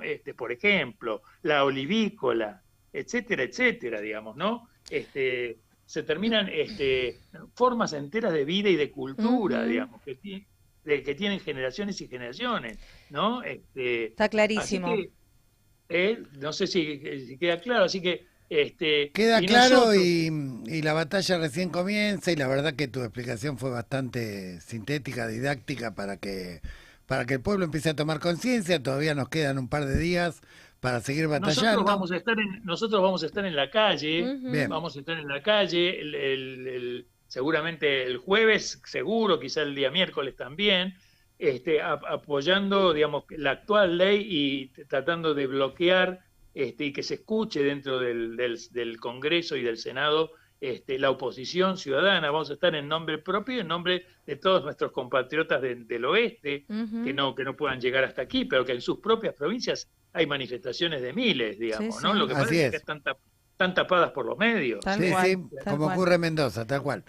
Bueno, Pablo, te agradecemos muchísimo. Seguramente te vamos a volver a contactar porque este tema recién comienza, la batalla, y seguramente habrá también alguna batalla judicial posterior y batallas en los territorios. Seguro porque es inconstitucional, Gustavo. Omití decir esto. Es absolutamente inconstitucional. La Constitución marca la progresividad. Las leyes no pueden ir para atrás. No pueden proteger menos. Pueden proteger más, pero no pueden proteger menos. Y el principio digamos, de los principios básicos, los principios mínimos de protección, también son constitucionales y no se puede alterar los principios mínimos. Entonces es inconstitucional y va a ser judicializada, pero sin ninguna duda que va a ser judicializada. Así que esto no da ninguna garantía a quienes a los hipotéticos inversores de los que tanto se se habla, no da ninguna garantía. Está claro. Esta ley, si no es en el Congreso, ni no es parada en el Congreso, va a ser parada en la justicia y en las calles. Y en la calle, tal Así cual. que, bueno, gracias, Pablo. Nos quedamos sin tiempo y la verdad que... Un abrazo grandote, muchísimas gracias. Abrazo y bueno, vamos a darle paso a nuestros compañeros de Pulso contra la Trata, que es como continúa el programa Laudatista, Facundo Lugo y Tamara Rosenberg, quienes van a estar con ustedes inmediatamente después de la pausa. Muy bien, adiós. Radiográfica. 20 años. 20 años recuperando el aire. 20 años sonando a Radiográfica. Ya somos más de 50.000 en YouTube. Nos escuchamos, nos vemos desde el pueblo y desde el sur. Desde 2005, recuperando el aire. Desde el sur del sur transmite Radiográfica 89.1. En 20 años, no cambiamos, evolucionamos. Linda es la pasión de los clubes de barrio. Los sanguchitos de miga, la mila con fritas, la fugaceta rellena, el flan con dulce de leche. Lindas son las sobremesas eternas donde se arregla el mundo. Linda en el pasado, linda en el presente. Linda para siempre. Buenos Aires, la ciudad más linda del mundo. Sindicato Federación Gráfica Bonaerense. Desde 1857, defendiendo el trabajo, la producción nacional y los intereses de la familia gráfica. Mi nombre es Estela Barnes de Carlotto, soy presidenta de Abuelas de Plaza de Mayo. Soy Buscarita Roa, abuela de Plaza de Mayo. Soy María Esther Landaburu, una tía que busca. Soy Claudia Poblete, nieta restituida. Soy Adriana Metz, encontré a mi hermano, el nieto 140. Juan Pablo Moyano. Manuel González Granada. Esteban Herrera, hermano que busca. Encontré a mi nieta en el año 2000. Conocí a mi abuela Buscarita. Recuperé mi identidad en el año 1983. Mi hermana estaba embarazada de 7 meses y medio cuando fue secuestrada. Mi hermano y mi cuñada esperaban un bebé para julio-agosto de 1976. Restituí mi identidad en el año 97. A mis 37 años me enteré que mi mamá estaba embarazada cuando la secuestraron. Estoy con mis compañeras buscando a los nietos robados por la dictadura cívico-militar. Hemos encontrado muchos, pero faltan muchos más. Comunicate con Abuelas de Plaza de Mayo ingresando a www.abuelas.org.ar. ¿Y ahora qué? Un programa para pensar la actualidad, la política y el mundo del trabajo. Todos los martes de 11 a 13 en la FM 89.3 y en nuestro canal de YouTube. Pone la gráfica. Agenda propia. Información segura. Certera. Cultura popular. La gráfica. Tu sonido. Nuestro sonido.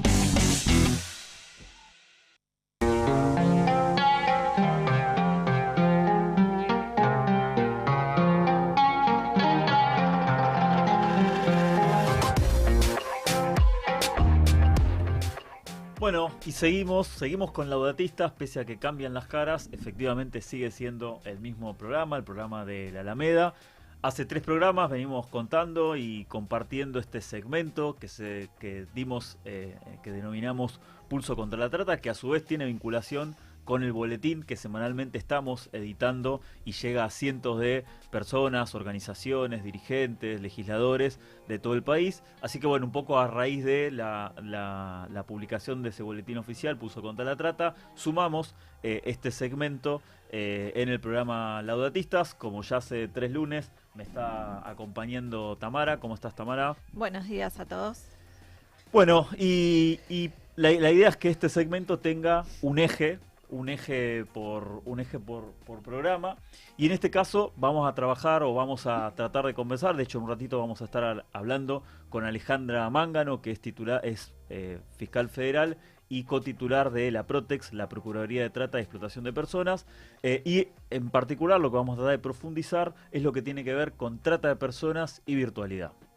Sí, así es. Y bueno, como ya venimos contando, ¿no? Desde hace un par de semanas y también siempre que hablamos de estos temas en las capacitaciones, en las recorridas que hacemos, la trata es un delito viejo, pero que va mutando, ¿no? Y siempre decimos también que la trata, el delito va por el ascensor y su persecución va por la escalera. Y hoy en día está más que nunca atravesado por las tecnologías, por la virtualidad, y esto hace que también las manifestaciones sean diferentes. Es por eso que justamente vamos a conversar con Alejandra Mángano, que nos va a contar, nos va a actualizar un poco cómo se viene manifestando esto, pero básicamente a través de las redes sociales, de las aplicaciones, plataformas, etcétera, donde se utilizan para esta captación, que es una de las primeras etapas del delito.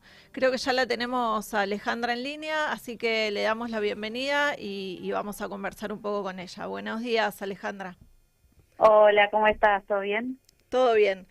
Bueno, veníamos diciendo, ¿no? Esta mutación de la trata al ámbito de la virtualidad. ¿Cómo ves vos desde justamente este lugar privilegiado casi para investigar estos delitos? ¿Cómo se manifiesta hoy por hoy la trata de personas? Bueno, sí, vemos que en los últimos 5 años aproximadamente ha empezado a desarrollar un mercado del sexo virtual, que es una diferencia con lo que podíamos ver en la mayoría de los casos de trata sexual anteriormente. Se abre como un nuevo modelo de negocios que antes no estábamos vislumbrando por lo menos en Argentina, ¿no? Con la misma intensidad. Lo que en general nosotros teníamos antes es que redes sociales, internet y demás funcionaban en general como formas de captación o como medios para la captación de personas, de víctimas de explotación sexual, y hoy lo que vemos es que además de funcionar como un medio de captación, en ese mismo tipo de plataformas sucede la explotación, es decir, o a través de esa forma de plataformas sucede la explotación. Y esto es de alguna manera requiere roles criminales distintos. En el sistema prostibulario tradicional lo que nosotros teníamos muchas veces era, el de seguridad, que está en la puerta, la encargada, que es la que un poco maneja el grupo de las chicas, el rol de, obviamente, el recaudador, el jefe, los sistemas de corrupción asociados al control policial, digamos, callejero. Y hoy estos roles criminales en la explotación a través de Internet varían brevemente. Tenemos la participación no solo de personas que saben y que desarrollan programas de Internet, tenemos el monitoreo, el rol del monitor, que es una persona que está en contacto directo con las víctimas, ejerciendo un control físico, durante las jornadas, de explotación, que son jornadas muy extensas. Es decir, lo que nosotros notamos es que algunas formas de control de la sexualidad se reproducen también en la virtualidad, pero se ejercen de una manera diferencial. Tenemos también el rol de las coach, es decir, todas las chicas que ingresan, las mujeres que ingresan en estos mercados, tienen a una referenta mujer que es la que les dice cómo lo tienen que hacer, de qué manera, qué se tienen que bancar, qué no. Y después tenemos también asociado todo lo que tiene que ver con el manejo de esa ganancia, porque a diferencia del sistema prostibulario tradicional, que la mayoría se maneja en efectivo o por aplicaciones de pago, en la virtualidad existe un desarrollo distinto que tiene que ver con plataformas de pago con tarjeta de crédito, criptoactivos, criptomonedas, y todo esto nos lleva a un plano que necesariamente es internacional, porque para poder conseguir todas estas evidencias necesitamos la cooperación de otros países. Entonces es un escenario distinto que ofrece como nuevos desafíos de investigación, y que al mismo tiempo ofrece también nos da, el desafío de repensar ciertas formas de vulneración de derechos que por ahí antiguamente no se reconocían de la misma manera, ¿no? Si alguien no te toca, igual puede haber abuso sexual, o de qué manera puede haber un menoscabo en la sexualidad de una persona, aún estando de manera remota a través de una pantalla, ¿no? Alejandra, buen día, Facundo te saluda. Hola Facu, ¿cómo va? Bien, muy bien. No, hacerte una consulta. Nosotros el año pasado difundimos y trabajamos un primer fallo que hubo respecto a una situación de explotación que había sido mixta en este caso porque la captación se había dado de manera presencial, pero después la explotación se da de manera virtual.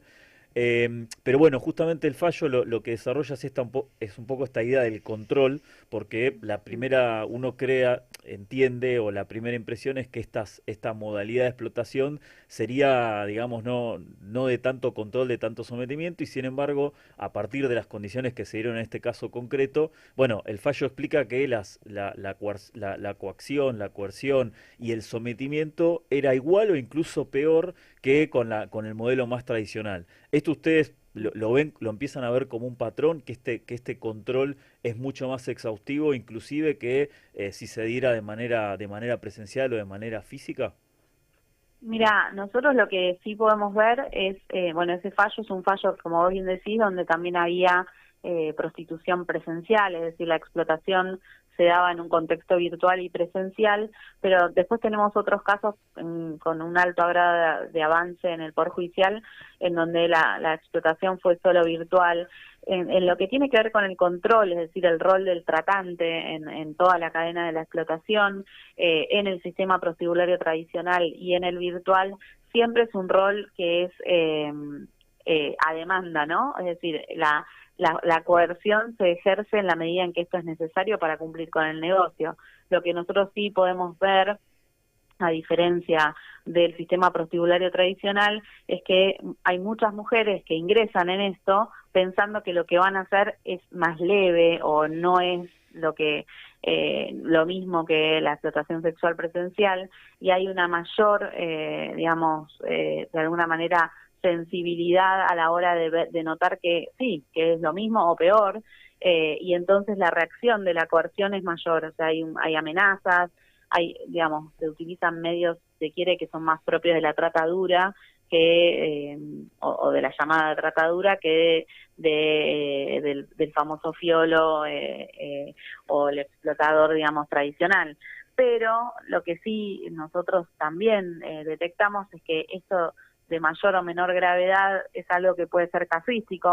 Puede haber un caso de explotación virtual con mayor violencia o coerción, o puede haber uno con menos, pero lo que no es casuístico y que es más propio, digamos, de la trata digital es el efecto que tiene en la identidad digital de esa persona y en el tiempo. Es decir, una persona que se somete a filmaciones de este tipo, a streaming de este tipo, tiene un temor significativo a que esas imágenes se divulguen por internet y ya no pueda controlar su imagen.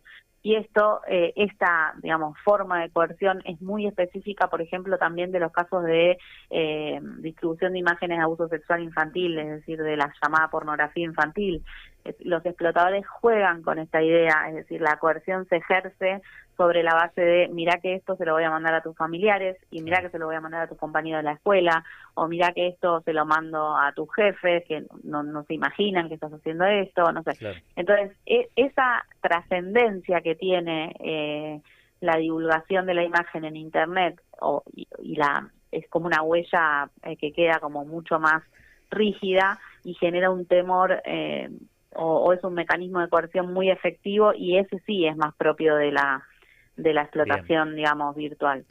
Sí, justamente, Alejandra, estás mencionando esta cuestión de la huella digital, ¿no? De que queda de cualquier cosa que cualquier persona de nosotros sube a las redes o a internet.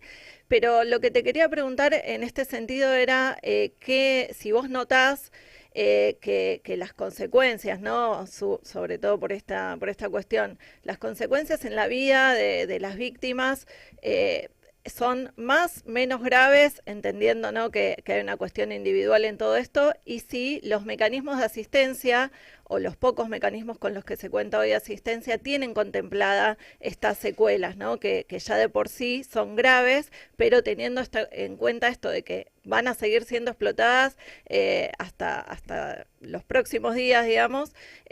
¿Cómo se aborda esto? Si bien no es de tu ámbito, pero ¿cómo lo ves? Mira, yo creo que este es un desafío de los organismos de asistencia. Los casos aparecen en la trata. Lo que nos pasa a todos quienes trabajamos con trata, ustedes también, es que te sorprende la modalidad antes, y uno después va viendo esa nueva modalidad, de qué manera la va asistiendo. El enfoque de asistencia a víctimas para mí siempre tiene que ser a medida de las necesidades de cada modalidad y de cada víctima, con lo cual se está trabajando sobre esta idea de la identidad digital como un bien o un valor de las nuevas generaciones, que las nuevas generaciones tienen con una, digamos, como una impronta mucho mayor en lo que es el desarrollo de su personalidad en este sentido que nuestra generación, que no es una generación digital, y que, nosotros fuimos adquiriendo todas estas facilidades de Internet, pero hoy en día los niños y los chicos, la generación digital, digamos, crece y desarrolla su personalidad también a través de Internet. Entonces, este daño a la identidad digital es un daño que hay que empezar a trabajar y reparar. Yo no podría decir, porque sería muy injusto, si el daño es mayor o peor que el de la prostitución en sentido tradicional. Todos los estudios que yo he leído durante años y todas las víctimas con las que he trabajado tienen un daño emocional, físico, psíquico muy significativo en la explotación sexual tradicional. Y esto me imagino que puede ser distinto, pero no sé si más o menos. Lo que sí está claro es que hay conceptos y hay situaciones de riesgo, digamos, que también hay que trabajar y que hay que empezar a actualizar a la hora de la detección del delito, ¿no? Cómo empiezan a funcionar las escuelas, los docentes, los grupos de padres, incluso los chicos, como los propios grupos de amigos empiezan a ser los que detectan. Nosotros tenemos hoy un caso en Salta ¿Hola? Hola, sí, se escucha. Ah, sí. Un minuto. Que me están llamando y suena así. Tenemos un caso en Salta en donde es una niña, una compañera de colegio, la que empieza a decir, mis compañeras le está pasando esto. Sí. Entonces, me parece que la sensibilización y la prevención hay que adelantarla a esas instancias.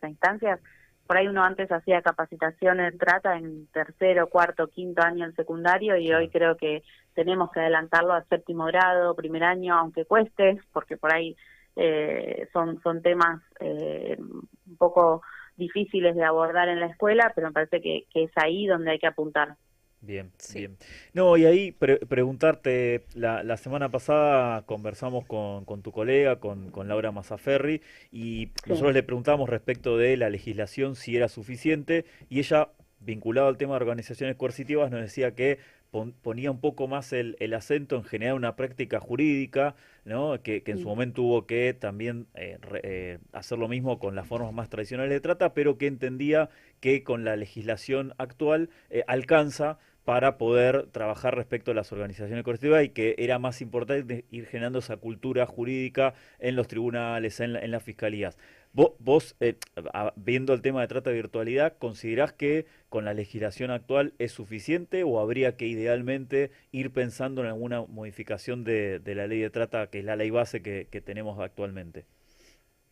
Bueno, a mí me parece que el legislador, coincido con Laura, obviamente totalmente, porque el legislador argentino tomó una decisión que fue definir la explotación a partir de prácticas, digamos, como eje la esclavitud, como eje la reducción a la servidumbre y sus prácticas análogas, y en cada uno de los incisos, es decir, tanto la trata en lo que sería la explotación de la prostitución ajena, o la trata en contextos laborales, o en otras formas de explotación, ha sido muy generosa. Por ejemplo, en lo que es trata sexual, habla también de cualquier otra forma de comercio sexual, que es lo que nosotros más que nada estamos usando para distintas modalidades, como por ejemplo la distribución de imágenes explícitas.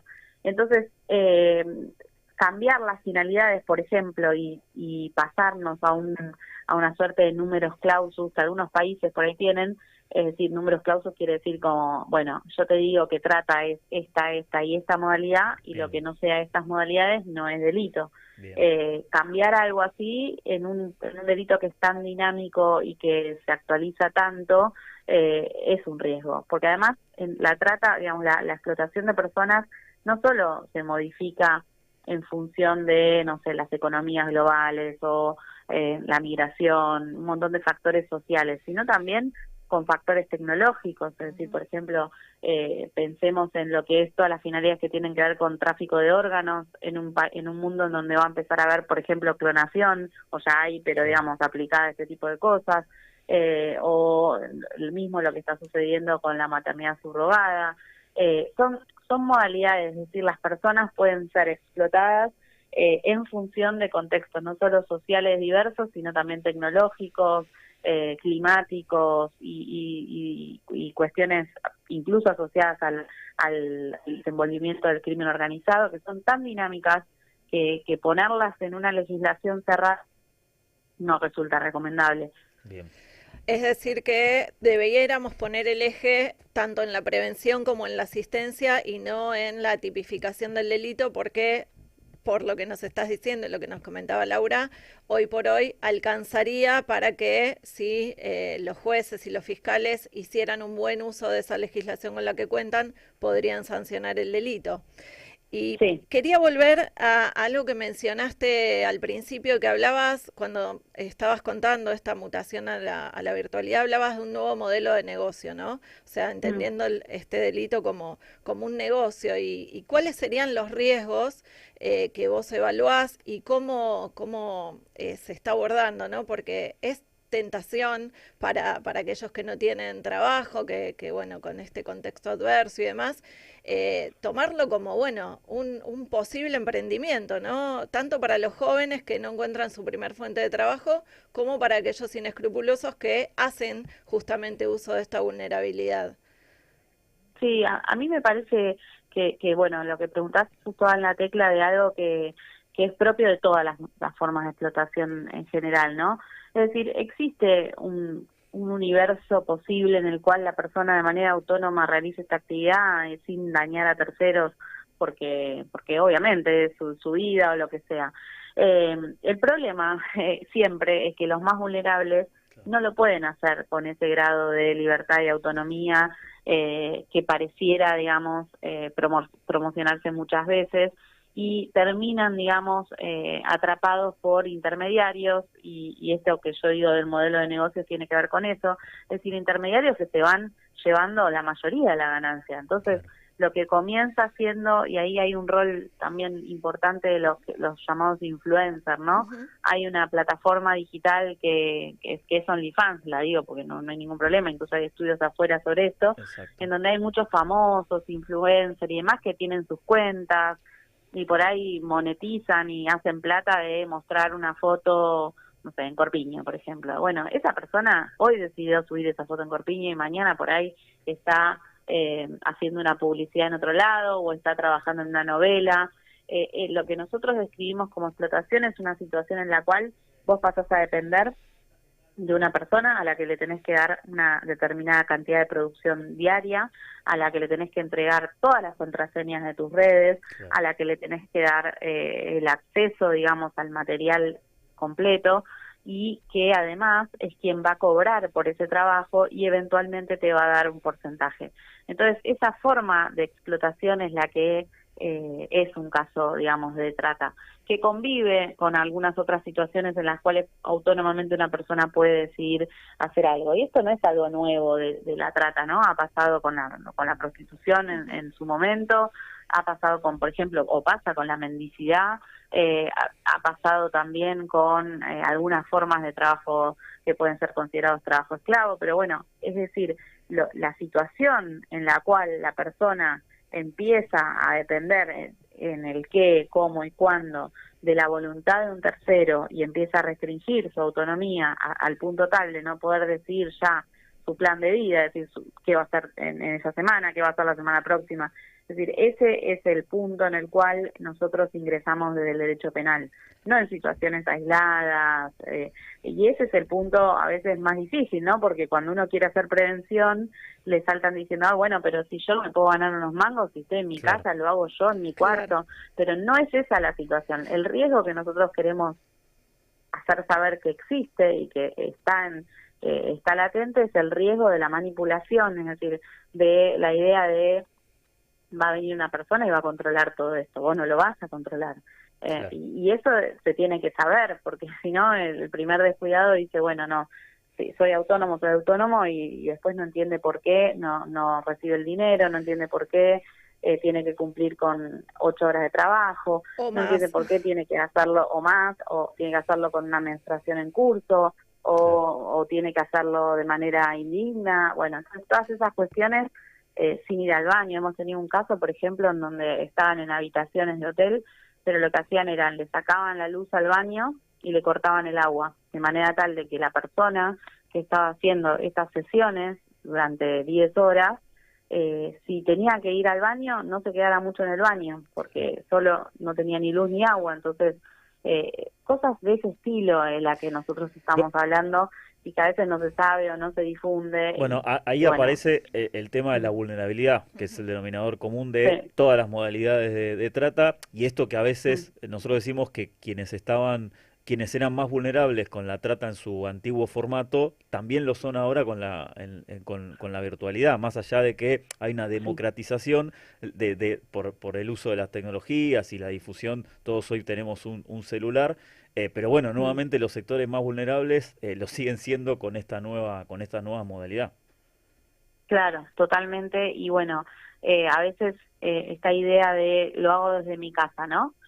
Pensemos en eso, que a veces brinda una seguridad y que esa seguridad se pierde muy fácilmente en el mundo virtual. Y de nuevo, a veces es algo generacional, que hay que entender que un chico, aunque esté en su habitación, esté en su cuarto, se siente absolutamente en riesgo a través de Internet. Es decir, y esto pasa con la trata, con los delitos, digamos, de pornografía infantil, y pasa también con el bullying y con un montón de otras cosas. Es decir, hay un mundo digital que es muy grande y que tiene, digamos, y que influye mucho en la vida de las personas, y se cometen muchos delitos a través de esas redes, que hay que empezar a trabajar para prevenir y después para reprimir y sancionar, ¿no? Para que no se sigan cometiendo. Totalmente, para que no se reproduzcan. Y Alejandra, justamente esto que mencionás me da pie para preguntarte, ¿no? Hablas de los más chicos.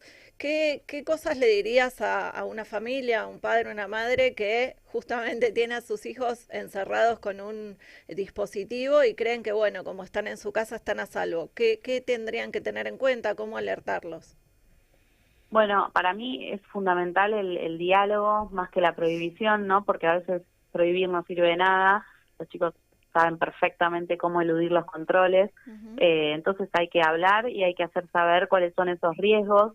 A veces cuando uno, digamos, nosotros nos criamos de otra manera y sabemos que en la calle, por ejemplo, hay riesgos. Bueno, explicar cuáles son esos riesgos digitales, poder hablar. Hay varias organizaciones, por ejemplo, una de ellas es Faro Digital. Después también en su momento hay del gobierno de la ciudad, y hay también del gobierno nacional algunas que, digamos, es con Voz en la Red, y algunas otras campañas que se han hecho que tienen mucha información acerca para brindarle directamente a los chicos, en el sentido de, bueno, cuáles son las cosas que hay que difundir y que no, qué sucede cuando uno envía una foto íntima, si eso es o no privado, si la comunicación entre dos en Internet es una comunicación privada. Y eso también hay que decirlo, porque esa expectativa de privacidad que alguien tiene cuando manda un mensaje en realidad no es tal. Entonces, poder difundir la información necesaria para que sepan que existen esos riesgos, y que esos riesgos en principio van a estar aunque uno esté con la puerta cerrada de su casa, calentito, y que todo parezca que está bien. Entonces me parece eso que es principalmente lo que hay que empezar a hablar. Bien. Alejandra, te hago la última pregunta, al menos por mi parte. Nos centramos mucho en trata y virtualidad respecto a una modalidad que es la explotación sexual. Nosotros siempre decimos que a veces tal vez lo que es la captación también funciona para otras modalidades, por ejemplo, trabajadores, los mal llamados trabajadores golondrinas, y tal vez para dejarlo planteado para más adelante profundizar sobre otra modalidad, si ustedes están viendo que la virtualidad también empieza a afectar o empieza a formar parte de, por ejemplo, la trata con fines de explotación laboral, la trata con fines de organizaciones coercitivas, por ejemplo. Si lo tienen presente en otras causas, más allá de las de trata sexual, que está claro que es un elemento casi fundamental. Mira, hay dos modalidades que son muy, muy nuevas, las vemos en algunos casos en Argentina, pero más que nada las estamos viendo a nivel regional.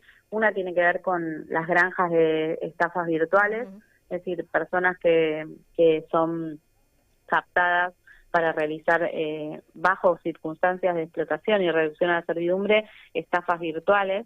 Esto es algo realmente que es un fenómeno en crecimiento y si bien ya hay casos a nivel global muy significativos, en Argentina todavía no hemos detectado grandes organizaciones dedicadas a esto, pero sí personas que en situaciones de bastante precariedad lo están llevando adelante. Bien. Y la otra modalidad es la de las, no sé si escucharon hablar, de las mulas financieras. Sí. Es un concepto que, bueno, el concepto de mula en general está desaconsejado usarlo porque es un poco agresivo hacia la persona, pero sí se están utilizando personas muy vulnerables que en realidad en general están por fuera del sistema financiero para generar billeteras virtuales o digamos de alguna manera perfiles crediticios o lo que sea, y digamos durante un determinado tiempo a través de esas cuentas de esa persona pasa muchísimo dinero, que es dinero de financieras, dinero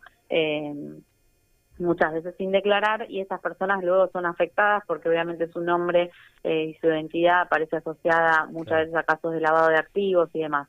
Estas dos modalidades son propias de la trata laboral, o en principio están más asociadas a modalidades de trata laboral y son muchas veces virtuales. Bien, bien.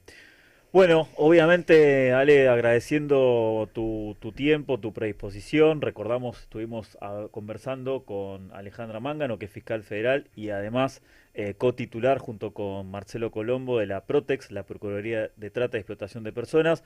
Te agradecemos y seguramente en un futuro te estaremos molestando nuevamente para seguir conversando sobre estos temas. Bueno, gracias, no, es un placer y gracias por la invitación. Un saludo. Chao, muchas gracias, Alejandra. Chao, chao. Bueno, y de esta manera vamos a hacer la tanda publicitaria que corresponde y volvemos en un ratito. Radiográfica. 20 años. 20 años con las patas en la fuente. Recuperando el aire. En movimiento. Construyendo comunicación popular. 20 años sonando a Radiográfica. www.radiográfica.org.ar. Los clásicos del domingo. Apiladas deportivas por Carlos Zaira. Panorama sindical de Lucas Molinari. Fuentes seguras por Gabriel Fernández. Infórmate desde el pueblo y desde el sur. La Gráfica. Pensamiento nacional y popular. La historia de 20 años vitales del fútbol argentino están en Héroes de Tiento y Héroes en Tiempos Infames, de Carlos Zaira. 2 libros, 300 historias y 1300 páginas para comprender el fútbol argentino entre 1920 y 1940. Los ídolos, los grandes equipos, pero también las complejidades de una época que sigue marcando a nuestro fútbol. Lo conseguís en librerías o en la tienda digital de Ediciones Fabro. Frente Telefónico, la agrupación de los trabajadores y trabajadoras de las telecomunicaciones de FOETRA, Sindicato Buenos Aires, Unidad para la Defensa de los Intereses de los Telefónicos y por el Proyecto Nacional y Popular. Ya somos más de 50.000 en YouTube. Nos escuchamos, nos vemos desde el pueblo y desde el sur. La Gráfica. Nuestra voz y la tuya en el mismo aire.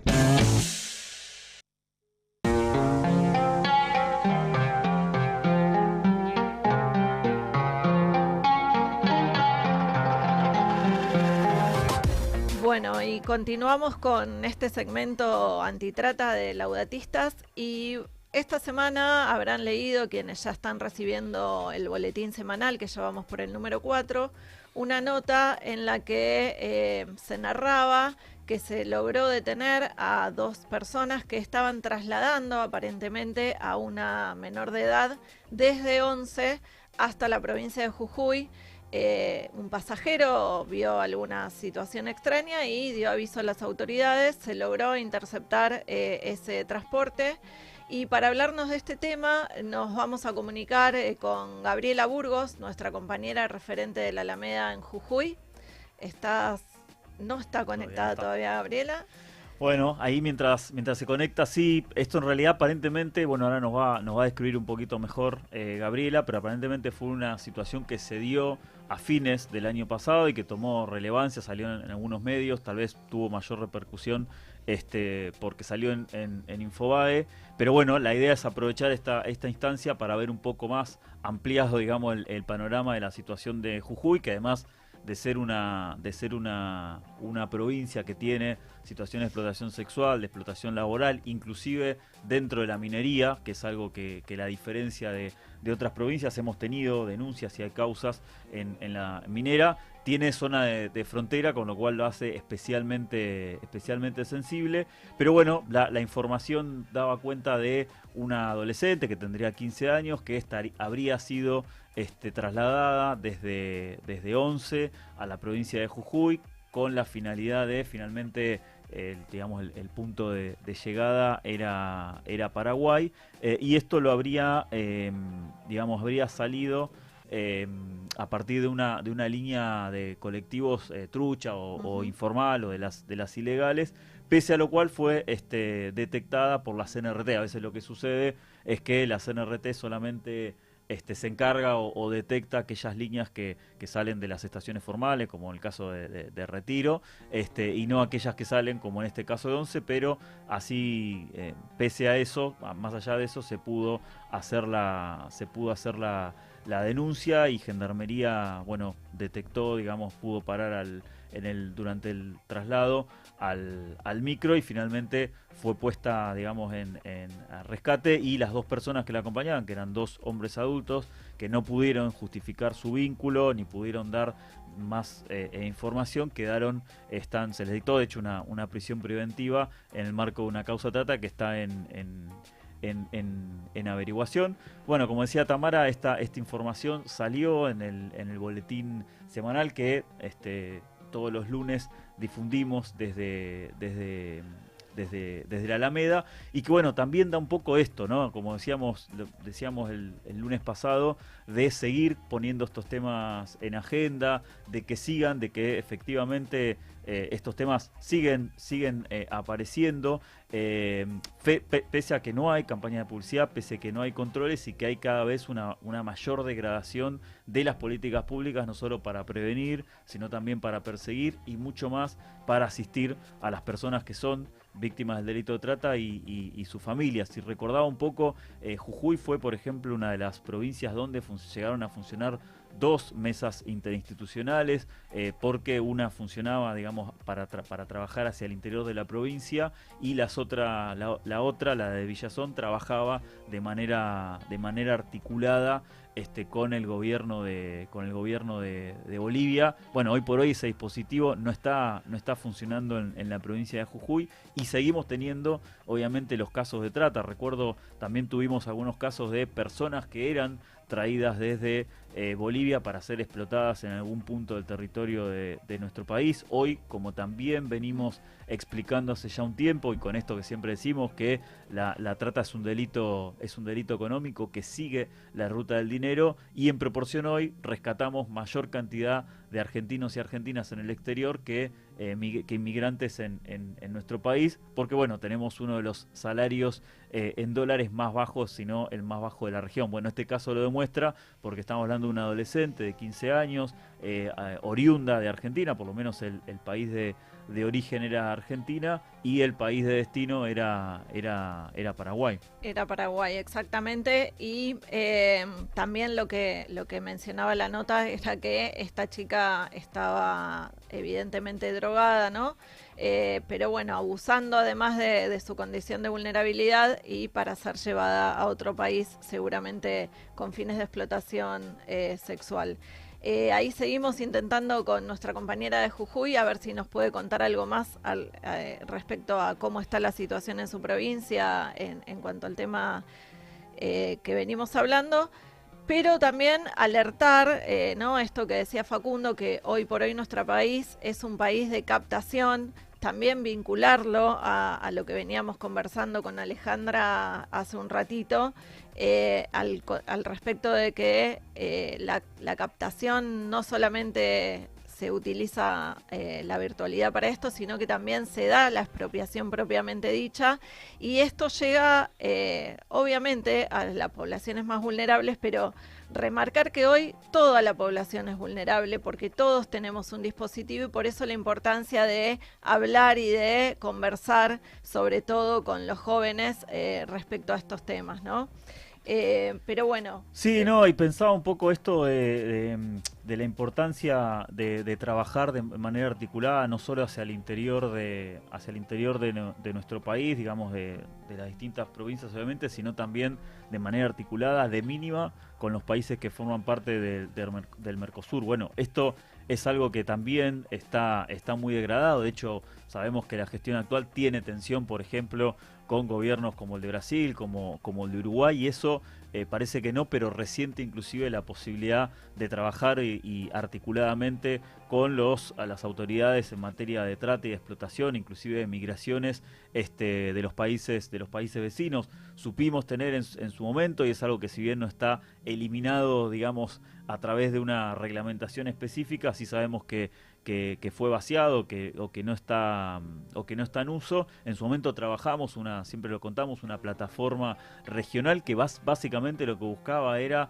trabajar de manera articulada, diferenciándose de los mecanismos que ya están funcionando, por ejemplo Mercosur libre de trata, por la velocidad y la rapidez con la que actuaba, bajo una premisa de que cuando uno tiene una víctima de trata y explotación en un país vecino o en un país en general, lo que se requiere es trabajar de manera rápida y después obviamente realizar y digamos las formalidades con las cancillerías y demás, pero bueno, esta red tenía justamente esta diferenciación que nosotros siempre decimos, teníamos los teléfonos rojos de las áreas antitrata, de los poderes ejecutivos, de las áreas de migraciones y de la Fiscalía. De hecho, hace unos minutos entrevistamos a Alejandra Mángano de la Protex, que justamente es titular de la Red Iberoamericana de Fiscales Antitrata. Todos estos son organismos, son redes que obviamente están con técnicos, con profesionales, pero en la medida en que no haya dispositivos que permitan articular,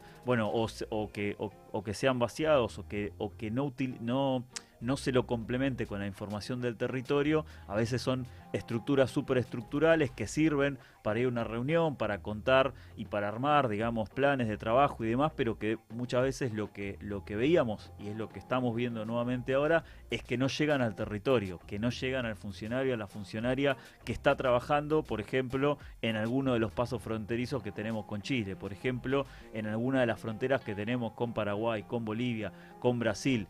Obviamente, en general, los gobiernos lo que hacen es mostrar como modelo la triple frontera, porque bueno, es ahí donde está la infraestructura, están los dispositivos que funcionan mejor. Pero siempre decimos, no es el único paso fronterizo. Argentina tiene infinidad de pasos fronterizos, algunos formales, otros informales, y si no hay una articulación real, sostenida en el tiempo, con regularidad, con funcionarios de los poderes ejecutivos que viajen a respaldar a quienes trabajan en el territorio, bueno, la situación se vuelve muy complicada, por no decir imposible.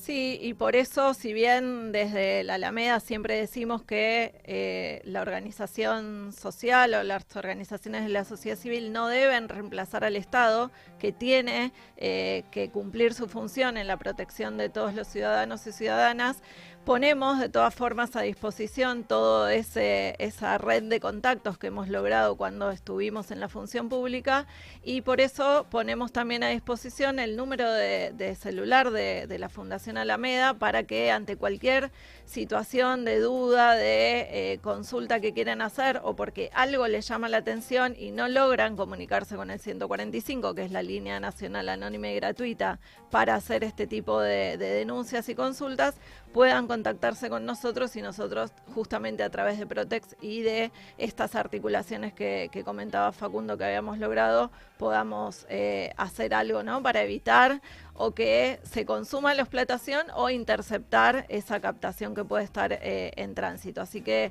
les reiteramos el número de celular de la Alameda, que es el 11 4870 2875. Sí, sobre todo en un momento, lo detallamos el programa pasado, de una situación, digamos, de tanta vulneración y de tanta pauperización de la calidad de vida de un montón de sectores, y obviamente hay determinados sectores, determinado sector de la población que tiene su red de contención, pese a la falta de trabajo, pese a que hay salarios insuficientes, pero bueno, hay un sector de la población que siempre tiene de dónde agarrarse. Bueno, la trata, la explotación, las distintas modalidades de trata y explotación, particularmente en este tiempo que nos toca, muy asociado a la virtualidad, a las plataformas. Bueno, tenemos ahí un caldo de cultivo donde los sectores más vulnerables son nuevamente los más perjudicados frente a un Estado que invisibiliza este tipo de temas. Prácticamente no hay campañas que den a conocer la línea 145. Desde las organizaciones siempre impulsamos que se siga denunciando que esa línea existe. De hecho está creada a partir de una ley, pero bueno, nuevamente las organizaciones de la sociedad civil no podemos y no debemos reemplazar al Estado. Podemos colaborar, podemos complementar, podemos acompañar, pero si ahí no está el Estado como generador de contenidos, de campañas, de sensibilización, de concientización de estos temas, frente a una situación de desempleo, de falta de oportunidades, de prácticamente técnicamente en una recesión económica, bueno, ahí las redes de trata aprovechan la vulnerabilidad emocional, material, económica para trabajar. Por eso también la importancia de este segmento, de trabajar estos temas, de traer al programa a técnicos, a profesionales, a personas que están hace mucho y que nos pueden ayudar a mejorar nuestra capacidad de detección y nuestra posibilidad, digamos, de salvar vidas. Un poco de esto se trata.